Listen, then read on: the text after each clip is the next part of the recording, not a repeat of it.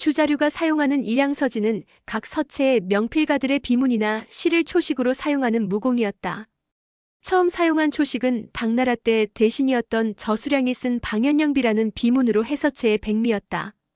옛사람들은 그의 글을 평하여 하늘에서 선녀가 꽃을 뿌렸다라고 했는데 그 서법이 부드러우면서도 강건함이 있어 그 기상이 하늘을 찌를 듯했다.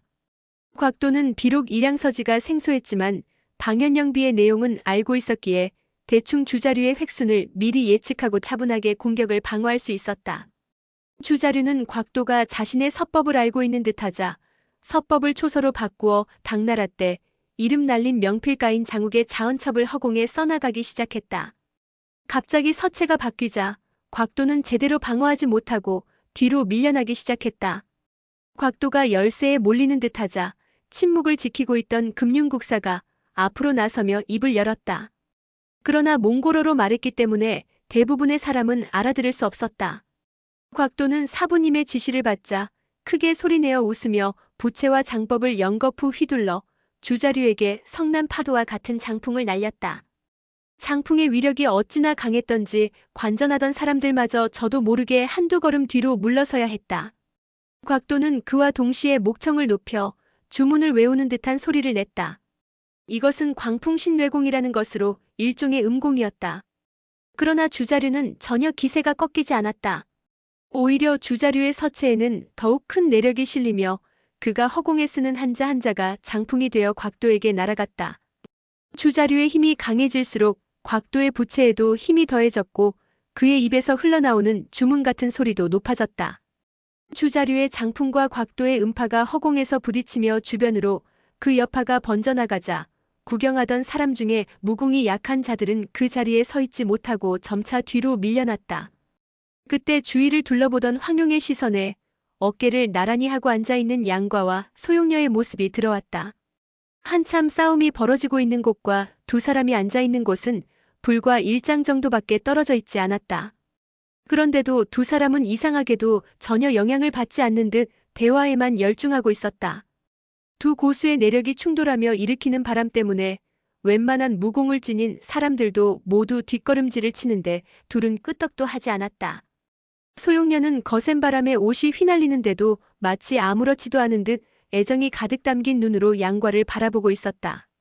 황룡은 볼수록 이상한 생각이 들어 나중에는 곽도와 주자류의 싸움보다 양과와 소용녀를 더욱 주시하게 되었다. 사실 소용녀는 이미 20살이 넘었지만 어려서부터 고묘에서만 생활하다 보니 햇빛을 거의 보지 않아 피부가 백옥같이 하얗고 고운데다 내공이 깊어서 겉보기에는 사춘기 소녀 정도로밖에 보이지 않았다. 한편 대청 중앙에서는 여전히 주자류와 곽도의 싸움이 한창 벌어지고 있었다. 주자류가 서체를 바꿔가며 기세를 올리자 점차 곽도가 수세로 몰렸다. 그 모습을 보고 모두가 주자류를 향해 갈채를 보냈다. 곽도는 그러지 않아도 주자류의 공격을 막아내지 못해 기가 죽어있던 차에 우레 같은 갈채 소리를 듣자 더욱 마음이 흐트러졌다. 그때 주자류가 기회를 놓치지 않고 곽도의 빈틈을 노려 공격해 들어갔다. 놀란 곽도가 황급히 부채를 들어 공격을 막았지만 그 충격에 하마터면 다리가 풀려 그 자리에 주저앉을 뻔했다. 그러나 주자류는 곽도가 회복할 틈을 주지 않고 화려한 일양서지로 밀어붙였고 결국 곽도는 그 자리에서 무릎을 꿇어야 했다. 무릎을 꿇고 엎드린 곽도의 얼굴이 새빨갛게 달아올랐다. 마침내 승부가 가려지자 구경하던 사람들이 박수를 치며 환호성을 질렀다. 그 소리가 마치 천둥 소리처럼 울려 퍼졌다. 사람들이 모두 승리에 들떠 여기저기서 떠들어댈 때 갑자기 주자류의 비명소리가 들려왔다. 급히 고개를 돌려보니 주자류가 쓰러져 있는 게 아닌가. 워낙 순식간에 일어난 일이라 모두 놀라고 당황하지 않을 수 없었다. 사연인즉 곽도가 패배를 인정하자 주자류가 곽도에게 다가가 혀를 풀어주었다. 일양서지는 붓으로 사용하는 일양지였기에 그 점혈법은 일반적인 점혈법과 달랐다. 그래서 주자류가 풀어주지 않으면 곽도 스스로 풀 수는 없었다. 그런데 뜻밖에도 혀를 풀어주자마자 곽도가 독수를 쓴 것이다. 곽도는 혈도가 풀리자 엄지손가락으로 부채에 달린 작은 단추를 눌러 4개의 독침을 발출했다. 무림의 관례로 볼 때 두 사람이 결투를 하다가 한쪽이 패배를 인정하면 싸움은 거기서 끝난 것이었다. 그런데 이런 식으로 기습 공격을 한다는 건 무리민으로서는 있을 수 없는 파렴치한 행동이었다. 더군다나 모두가 지켜보는 자리에서 이런 암수를 쓸 거라고 누가 상상이나 했겠는가? 만약 정당하게 겨루던 중 암기를 사용했다면 주자류가 결코 당할 리 없었을 것이다.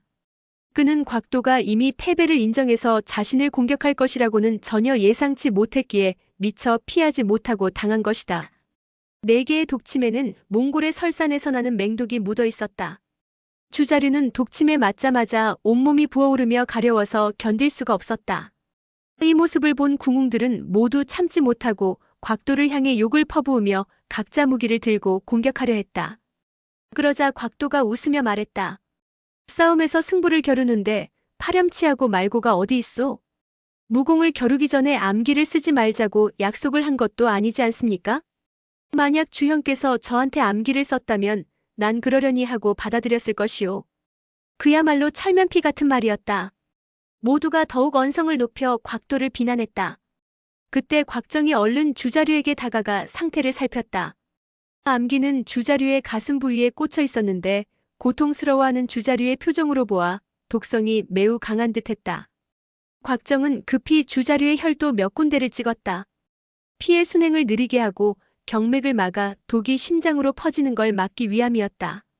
곽정이 황용을 바라보며 물었다. 어떻게 하지? 황용은 인상을 찌푸리며 생각에 잠겼다. 독을 썼으니 해독약도 분명 곽도나 금융국사가 가지고 있을 텐데 쉽사리 내주지 않을 것이다.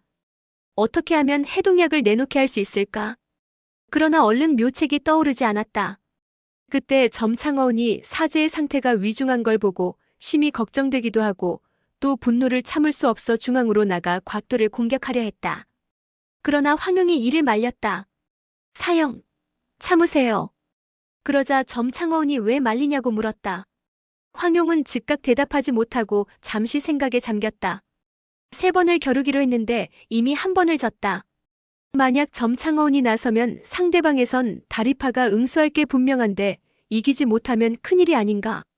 아무리 생각해봐도 어찌해야 좋을지 생각이 떠오르지 않았다. 곽도는 간계를 써서 주자류를 이긴 후 매우 득이양양한 태도로 사방을 둘러보았다. 그러다가 문득 소용녀와 양과가 나란히 앉아 손을 꼭 잡은 채 다정하게 대화를 나누는 모습이 눈에 들어왔다. 대청에서 벌어지고 있는 상황에 대해서는 전혀 관심 없는 듯한 그들의 모습을 보자 곽도는 갑자기 솟구쳐 오르는 질투심을 주체할 수 없었다. 그는 부채를 들어 양과를 가리키며 소리질렀다. 이봐, 거긴 이놈. 당장 일어나거라. 그러나 양과는 아무런 반응이 없었다. 그는 모든 신경이 오로지 소용녀에게만 집중되어 있어 다른 어떤 소리도 들리지 않았다. 바로 옆에서 곽도와 주자류가 엄청난 기세로 무공을 겨루었지만 양과는 전혀 관심이 없었다. 소용녀 또한 세상 물정이라곤 전혀 모르는 사람이어서 내가 좋으면 좋고 싫으면 싫을 뿐 주변 사람들의 시선이나 감정 따위에 신경 쓰지 않았다. 그러니 곽도가 소리쳐 부르는데도 한 명은 듣고도 상대를 하지 않았고 한 명은 아무것도 못 들은 채 오로지 2사람만의 세계에 빠져 헤어날 줄 몰랐다. 곽도가 몇 번 더 불렀으나 양과는 여전히 상대하지 않았다. 이제 더 이상 참지 못한 곽도가 막 욕을 퍼부으려는데 금융국사가 입을 열었다. 쓸데없는 짓 그만하고 어서 다음 대결을 시작해라. 그러자 곽도는 하는 수 없이 양과를 매섭게 노려본 후 제자리로 돌아가서 큰 소리로 외쳤다. 첫 번째 대결을 저희 쪽이 이겼습니다. 이제 2번째 대결을 시작할까 합니다. 2번째 대결은 제 사형이신 다리파께서 출전하시겠습니다. 그쪽은 어느 분께서 나오시겠습니까?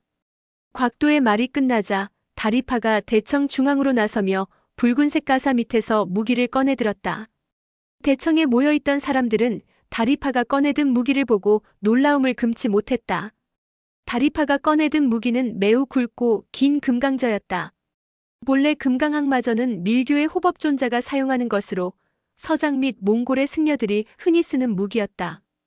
그러나 다리파가 들고 있는 금강저는 길이가 4척에 달했고 굵기가 얼음밥그릇 정도는 되었다. 순금으로 만든 듯 금빛을 발하는 것이 강철로 만든 것보다 훨씬 무거워 보였다. 다리파는 중앙으로 나선 후 주위를 향해 합장하며 예를 표했다. 그러더니 갑자기 금강저를 허공에 내던졌다. 금강저는 엄청난 소리를 내며 땅에 떨어져 꽂혔다. 그러자 금강저는 대청 바닥의 벽돌이 부서지면서 땅속 깊숙이 묻혔다. 금강저의 무게가 얼마나 무거운지 짐작할 수 있었고 이것만으로도 충분히 기선을 제압할 만했다. 장작처럼 마른 승려가 저렇게 무거운 금강저를 자유자재로 다루는 걸 보고 사람들은 절로 고개를 흔들었다. 황용은 근심이 되었다. 곽정이라면 충분히 다리파를 이기겠지만 그리 되면 세 번째 결투에서 금융국사를 이길 사람이 없었다. 결국 황용은 자신이 나설 수밖에 없다고 판단하고 타구봉을 들고 자리에서 일어났다. 그러자 곽정이 깜짝 놀라며 황용을 만류했다. 사실 황용 자신도 이길 자신은 없었다. 만약 두 번째 싸움에서 진다면 곽정이 나설 기회도 없어질 터였다. 황용이 어찌해야 할지 몰라 망설이고 있는데 옆에 있던 점창어운이 나섰다. 황방주, 내가 저놈을 상대하겠네. 점창어운은 사제가 맹독에 당해 고통스러워하는 모습을 보고는 어떻게든 복수를 해주고 싶었다. 황용은 최선책은 아니라는 생각이 들었으나 지금으로서는 달리 방법이 없었다. 황용이 점창어운을 향해 고개를 끄덕이자 무시 형제가 사백이 사용하던 두 개의 철장을 공손히 가져다 주었다. 철장을 받아든 점창어운이 중앙으로 걸어나갔다. 그는 두 눈을 부릅뜨고 다리파 주변을 한 바퀴 천천히 돌았다. 다리파 역시 점창어운에게서 눈을 떼지 않은 채 제자리에서 따라 돌았다. 한참 기회를 노리던 점창어운이 갑자기 소리를 지르더니 철장을 휘둘러 다리파의 정수리를 내리쳤다. 그러자 다리파는 재빠른 신법으로 땅바닥에 떨어졌던 금강저를 집어들어 점창어운의 철장을 막았다. 금강저와 철장이 맞부딪히자 엄청난 소리가 났다. 그 충격파에 두 사람 모두 귀가 멍멍해질 지경이었고 명치 끝이 저리고 아파졌다. 점창어운과 다리파는 서로의 무공에 감탄했다. 다리파가 몽골어로 뭐라 말하자 점창어운도 지지 않고 대리국의 언어로 욕을 퍼부었다. 물론 서로 알아들을 리 만무했다. 순식간에 두 사람은 또 한 차례 상대에게 접근하며 각자의 병기를 휘둘렀다. 뒤이어 철장과 금강저 부딪히는 소리가 귀를 찢을 듯 울렸다. 주자류와 곽도의 싸움이 화려한 초식의 공방이었다면 점창어운과 다리파의 싸움은 그야말로 힘과 힘이 부딪히는 내력 대결이었다. 병기 끝에서 이는 거센 바람 소리에 구경하던 사람들마저 숨이 막힐 지경이었다. 점창어운은 비록 무공은 주자류보다 못했지만 타고나길 장사로 태어났기에 본래 힘이 엄청 셌다. 게다가 1등 대사의 문화에 입문한 지 가장 오래되었기에 축기량 또한 엄청났다. 힘으로는 1등 대사 제자 중 당연 최고라 할 만한 인물이었다. 점창어운은 두 개의 철장을 위아래로 춤추듯 휘두르며 적을 공격했는데 철장 한 개의 무게가 좋기 50여 건은 되었다. 그러나 점창어운은 그런 철장을 칼 다루듯 자유자재로 사용했다. 다리파는 평소 스스로 힘이 세다고 자부해왔는데 뜻밖의 오늘 강적을 만나게 되었다. 두 사람 모두 방어보다 공격에 치우치다 보니 그야말로 불꽃 튀는 접전이 이루어졌다. 철장과 금강저가 부딪힐 때마다 구경하던 사람들 중 상당수가 그 위력을 감당하지 못하고 자리를 떠났다. 남아있는 사람들은 귀를 틀어막은 채 관전하고 있었다. 두 사람의 싸움은 갈수록 치열해졌다. 금강저와 철장이 바닥의 돌과 탁자에 부딪혀 나무 조각이며 돌 조각이 사방으로 튀었다. 싸움을 바라보던 사람들은 두 사람의 무기가 혹여 대청 기둥에 부딪혀 지붕이 무너지지는 않을까 은근히 걱정하고 있었다.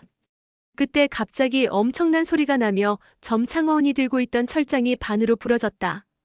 그리고 부러진 철장의 반쪽이 휙 하고 허공을 가르더니 소용녀 곁에 떨어졌다. 소용녀는 양과와 이야기하느라 주위를 전혀 신경 쓰지 않고 있다가 갑자기 엄청난 소리와 함께 철장이 날아오자 깜짝 놀라지 않을 수 없었다. 소용녀가 비명을 지르며 그 자리에서 벌떡 일어났다. 양과 역시 깜짝 놀라 뒤로 물러났다.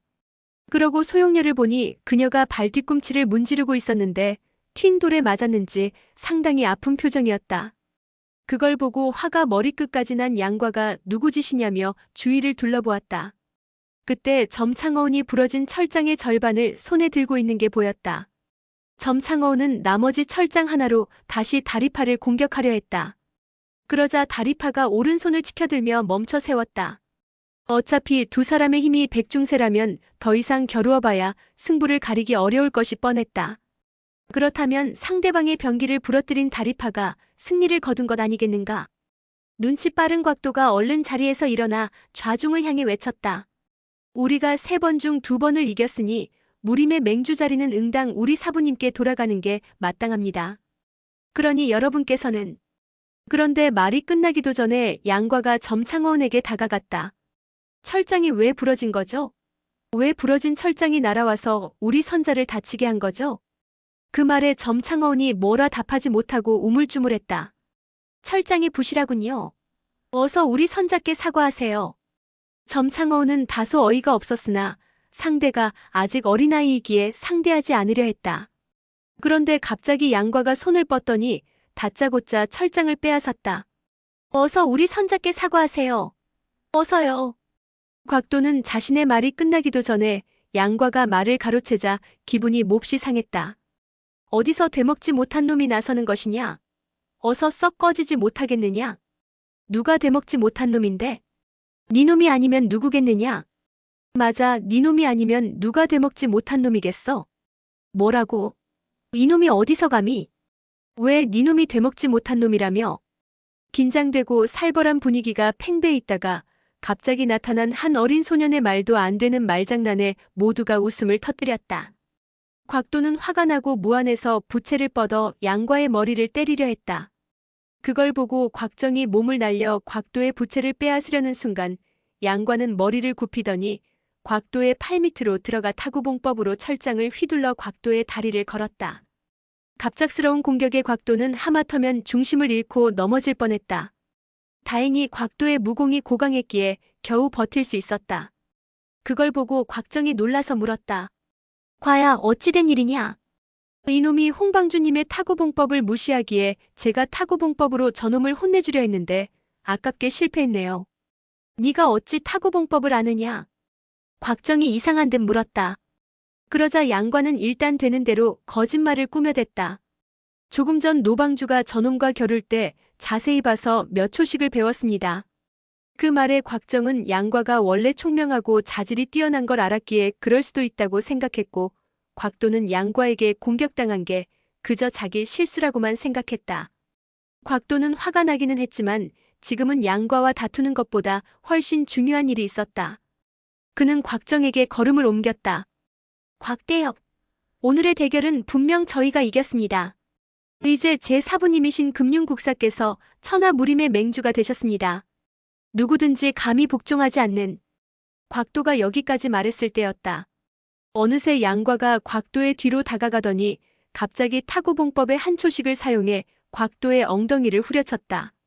원래 곽도 정도의 고수라면 이런 기습에 당할 리 없었지만 타구봉법의 초식이 워낙 기괴한 바람에 곽도가 회피했음에도 불구하고 간발의 차이로 공격을 당하고 말았다. 그 결과 철썩하는 소리를 내며 부러진 철장이 정확히 곽도의 엉덩이를 쳤다. 다행히 곽도의 내공이 강한 데다 엉덩이 살이 두꺼워 별다른 부상을 입지는 않았지만 고통은 매우 심했다. 결국 곽도는 저도 모르게 짧은 비명을 내지르고 말았다. 그때 양과가 웃으며 곽도에게 말했다. 난 복종하지 못하겠다. 어쩔 테냐? 그 순간 대청은 온통 웃음바다가 되어버렸다. 사람들은 양과가 비록 어린 소년이기는 하지만 참으로 대담하고 똑똑하다며 입을 모았다. 몽골 왕자 곽도가 2번이나 양과에게 당했으니 그럴 법도 했다. 곽도는 더 이상 참을 수가 없어 뒤로 돌아서며 양과의 뺨을 후려치려 했다. 그때 곽정이 곽도의 팔을 움켜잡으며 말했다. 어린아이 아닙니까? 어찌 손 속에 이만한 공력을 싣는단 말입니까? 곽도는 팔만 잡혔을 뿐인데도 전신이 마비되는 것 같았다. 그런 와중에 황용은 양과가 타구봉법을 정확히 구사하는 걸 보고 놀라움을 금치 못했다. 어떻게 타구봉법을 배웠을까? 좀 전에 노방주의 무공을 보고 따라하는 수준이 아닌데? 황용이 곽정을 불렀다. 여보, 이리 좀 와봐요. 그러나 곽정은 행여 양과가 곽도에게 당하지는 않을까 걱정이 되어 두 사람에게서 눈을 떼지 못했다. 눈치 빠른 황용이 괜찮다며 재차 곽정을 불렀다. 곽정은 언제나 황용의 판단력을 믿었다. 그렇기에 황용에게 생각이 있겠지 싶어 곽도의 팔을 놔주고 황룡에게로 다가갔다. 곽도는 곽정이 붙잡았던 팔을 놓자마자 손을 뻗어 양과를 향해 공격해 들어갔다. 그런데 뜻밖에도 양과는 가볍게 곽도의 공격을 피하더니 오히려 부러진 철장으로 곽도의 엉덩이를 때리며 놀려대는 게 아닌가. 이놈, 엉덩이를 또 때려줄 테다. 그러면서 철썩 소리가 나게 또 곽도의 엉덩이를 때렸다. 그러자 좌중은 또다시 웃음바다가 되었다. 화가 머리끝까지 난 곽도가 경공을 써서 양과의 머리를 노렸으나 매번 실패로 돌아갔다. 곽도는 부채로 양과의 머리를 때리려 하고 양과는 철장으로 곽도의 엉덩이를 후려치려 하면서 두 사람은 대청 가운데에서 원을 그리며 서로 쫓고 쫓았다. 지켜보던 사람들은 처음에는 그저 흥미롭게 생각했으나 점차 긴장하며 이 기이한 광경을 바라보았다. 양과는 비록 나이는 어렸지만 발이 매우 빠르고 몸놀림이 민첩했다. 여러 바퀴를 도는 동안 전혀 곽도에게 뒤처지지 않았다. 곽도가 여러 번 훌쩍 뛰어올라 양과를 치려 했으나 그때마다 양과가 교묘하게 피하는 바람에 성공하지 못했다. 점창어운과 다리파는 각기 무기를 들고 서로를 노려보고 있었다. 점창어운은 기회를 봐서 다시 공격할 태세였고 다리파는 기습 공격에 대비해 경계를 늦추지 않았다. 그러던 중 곽도가 어린아이 하나를 어찌하지 못하고 쩔쩔매는 모습을 보자 점창어운은 웃음을 터뜨렸고 다리파는 몽골 말로 욕을 퍼부어댔다. 어느새 곽도와 양과의 술래잡기는 더 이상 어린아이를 상대로 하는 장난이 아니라 진지한 무공 대결로 변해 있었다. 그러면서도 양과는 상대를 조롱하며 약 올리기를 멈추지 않았다. 지켜보던 사람들도 양과의 장난이 재미있었는지 손뼉을 치며 양과를 응원했다. 그럴수록 곽도의 마음은 심란해질 수밖에 없었다. 천하의 영웅 호걸들이 다 지켜보는 가운데 어린 녀석에게 두 차례나 엉덩이를 얻어맞았으니 그야말로 체면이 말이 아니었다. 두 사람의 몸놀림을 지켜보던 황용은 양과가 누군지는 몰라도 분명 굉장한 고수에게 무공을 배웠단 걸 알 수 있었다. 그리고 양과의 무공은 이미 상당한 경지에 이른 듯했다. 생각해보니 낮에 자신에게 기를 불어넣어준 것도 내공이 강하지 않고서는 불가능한 일이었다. 차라리 양과가 저렇게 한바탕 난리를 피워서 우리 쪽이 두 차례나 진 사실을 대충 무마해보는 것도 좋은 방법이겠다. 생각을 마친 황용이 양과를 불렀다. 과야, 장난하지 말고 정식으로 겨루어 보아라. 내가 보니 저 사람은 네 적수가 못 되는 것 같구나. 그 말에 양과가 곽도를 향해 혀를 날름거렸다. 어때? 덤빌 자신 있어? 오늘의 영상은 여기까지입니다. 영상이 도움이 되셨다면 구독과 좋아요, 알람 설정 부탁드립니다. 시청해주셔서 감사합니다.